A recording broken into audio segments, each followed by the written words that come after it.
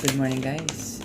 Thank you for still supporting my blog, and then my TikTok, my YouTube channel, and at the same time yung Facebook. Medyo madalang sa Facebook pero dito sa TikTok most of the time. And then nais ko lang i-flex itong supporter ko. Ayan, nakalagay. Very thankful siya dahil sa mga knowledge na nasa-share namin sa mga bago sa industry, especially sa BPO. And I promise I still continue doing this one, BPO tips, to give advice and para mapapasok kayo.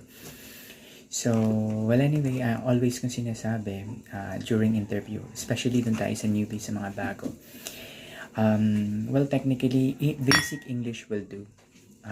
Unang part lang naman is initial interview. Madaling maipasa yun, guys. Kasi they will ask you for your personal background, educational background, and then more likely tell me something about yourself. But I suggest be yourself. Maging honest ka lang sa mga sinasabi mo.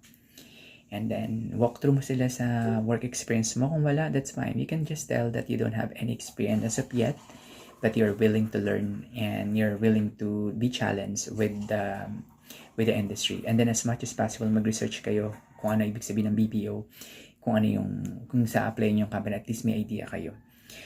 When they ask you why you are choosing this company, let's say this company is happy here, or you love the culture, and if you see that you read about the good reviews about the company and provide the good things na nakikita mo, ganun yun. Doon iikot yung initial, and then final interview most likely hanapin nyo yung star approach dito.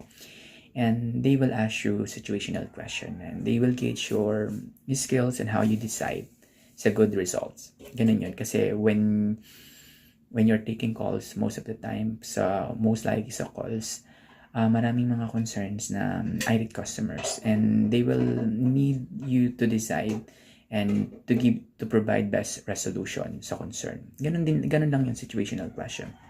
And then meron ng star approach and sample question dito sa baba. Dito sa vlog ko sa YouTube, hanapin nyo lang siya. And then if you want to vlog, kung gusto mo mag-vlog ako ng mga tips or mga situation, just ping me and I'll do the best that I can to vlog. But anyway, thank you sa supporter ko.